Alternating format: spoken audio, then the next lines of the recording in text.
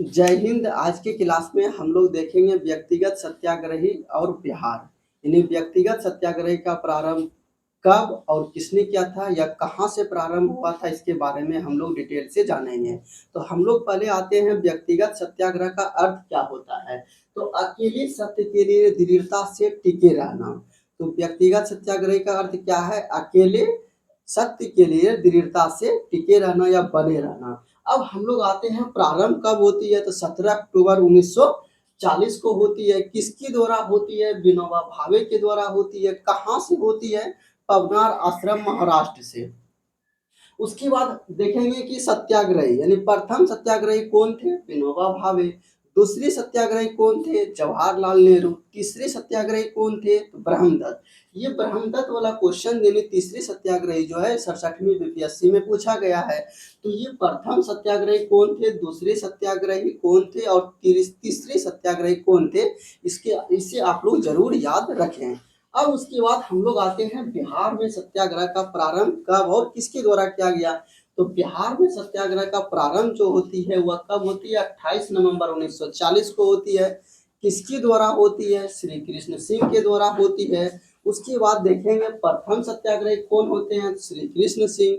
दूसरे सत्याग्रही कौन होते हैं? अनुग्रह नारायण सिंह। तो यहाँ से 2 और भारत से 3, ये आप लोग याद रखेंगे। उसके बाद आते हैं सत्याग्रह में भाग लेने वाले प्रमुख महिला है, उसे भी हम लोग देख लेते हैं। तो प्रमुख महिला में प्रियंका देवी, जगत रानी देवी और जानकी देवी है।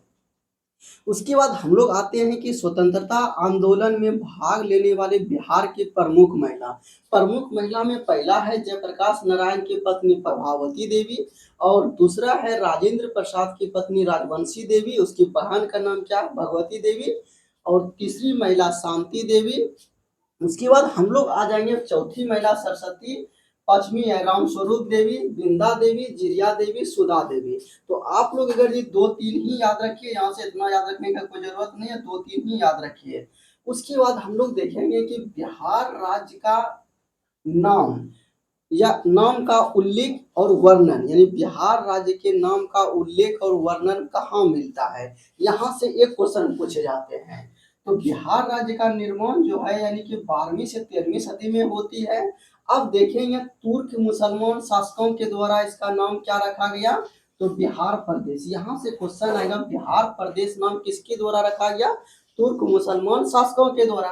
अब आते हैं बिहार शब्द का उल्लेख कहाँ मिलता है, ये भी क्वेश्चन पूछा गया। मिनहास उस द्वारा रचित तबकात ए नासरी में मिलता है। बिहार शब्द का उल्लेख कहाँ मिलती है?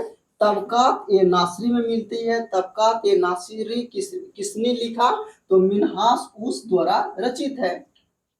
कब रचना की गई? 1203 में। अब दूसरा इसका वर्णन बिहार का कहाँ मिलता है? विद्यापति द्वारा रचित कीर्ति लता में। तो यहाँ से हम लोग देखें कि बिहार राज्य का वर्णन तबकात ए नासरी में और कीर्ति लता में मिलता है। उसके बाद देखेंगे बिहार राज्य के गठन में किसका किसका योगदान रहा या कैसे उस बिहार राज्य का गठन हुआ।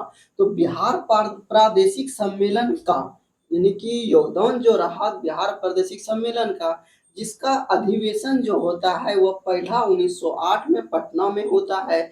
इसमें क्या मांग रखी गई? बंगाल से बिहार को पृथक करने की मांग रखी गई। किसने रखा? मोहम्मद फरुखुद्दीन के द्वारा रखा गया।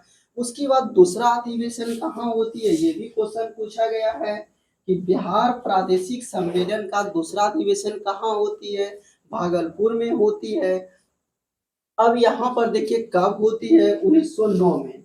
1909 में। उसके नीचे हम लोग देखेंगे कि बिहार राज्य के निर्माण यानी योगदान में महत्वपूर्ण व्यक्ति की भूमिका। तो उसमें आते हैं पहला डॉक्टर सच्चिदानंद सिन्हा और दूसरे आते हैं महेश नारायण। ये कुछ प्रमुख व्यक्ति थे जिसका बिहार निर्माण में महत्वपूर्ण योगदान रहा। उसके बाद हम लोग कुछ पॉइंट और पढ़ेंगे। एक पॉइंट ये है कि व्यक्तिगत सत्याग्रह का अन्य नाम क्या है? दिल्ली चलो आंदोलन। तो ये भी क्वेश्चन इंपॉर्टेंट बन जाता है एग्जाम की दृष्टि से। और उसके बाद देखेंगे कि नमक सत्याग्रह में भाग लेने वाले प्रथम महिला कौन थी? कमला देवी। ये एक्स्ट्रा क्वेश्चन हम कुछ जो वीवीआई लगा उसे नोट कर दिए हैं। तो नमक सत्याग्रह में भाग लेने वाली प्रथम महिला कौन थी? कमला देवी। उसमें से नमक सत्याग्रह में कुल कितने महिलाओं ने भाग लिया था? 7 महिलाओं ने भाग लिया था। अब यहाँ से देखेंगे कि आधुनिक बिहार से जुड़े प्रमुख तथ्य, यानी कि जो आधुनिक बिहार है उससे जुड़े प्रमुख तथ्य, ये लास्ट वीडियो है आधुनिक बिहार का। इसके बाद हम लोग मध्यकालीन बिहार पढ़ेंगे। उसके बाद देखते हैं कि मोहम्मद अली जिन्ना, यानी कि आधुनिक बिहार से जुड़े प्रमुख तथ्य में पहला क्या देखेंगे, मोहम्मद अली जिन्ना का बिहार आगमन कब होता है, 1937 में होती है। उसके बाद देखेंगे गोविंदपुर की जिरिया देवी, ये क्वेश्चन याद रखेंगे। गोविंदपुर की जिरिया देवी ने 16 अंग्रेज सिपाही को क्या कर दी, गोली मार दी। गोविंदपुर की जिरिया देवी ने 16 अंग्रेज पुलिस को गोली मार दी। उसके बाद देखेंगे आजाद हिंद फौज में शामिल, ये भी क्वेश्चन पूछा गया है। आजाद हिंद फौज में शामिल आशा सहाय ने स्वदेश लौटकर, यानी आजाद हिंद फौज की स्थापना कहाँ हुई थी, सिंगापुर में। तो वहां से स्वदेश लौट यानी भारत लौटकर महिलाओं को हथियार चलाने का प्रशिक्षण दिया। उसके बाद देखेंगे कि लास्ट में हम लोग देख लेते हैं राजेंद्र प्रसाद के द्वारा प्रमुख पुस्तक की रचना की गई है, जिसके बारे में हम लोग देखेंगे। तो चंपारण में महात्मा गांधी किसने लिखा, राजेंद्र प्रसाद ने। खादी का अर्थशास्त्र किसके द्वारा रचित है, महात्मा यानी कि राजेंद्र प्रसाद। उसके बाद देखेंगे सर्वेंट ऑफ इंडिया सोसाइटी की स्थापना कोलकाता में किसके द्वारा होती है, राजेंद्र प्रसाद के द्वारा। किसके सहयोग से, विद्यार्थियों के सहयोग से। तो आज की क्लास में हम लोगों ने देखा कि बिहार में सत्याग्रही के क्या प्रभाव पड़े, इसके प्रथम सत्याग्रही कौन थे, भारत में इसकी स्थापना यानी प्रथम सत्याग्रह की स्थापना कब और किसके द्वारा की गई थी, प्रारंभ किसके द्वारा किया, इसके बारे में हम लोग डिटेल से देखें। तो ये आधुनिक बिहार के इतिहास का लास्ट वीडियो है। इसके बाद हम लोग मध्यकालीन बिहार के इतिहास पढ़ेंगे। धन्यवाद।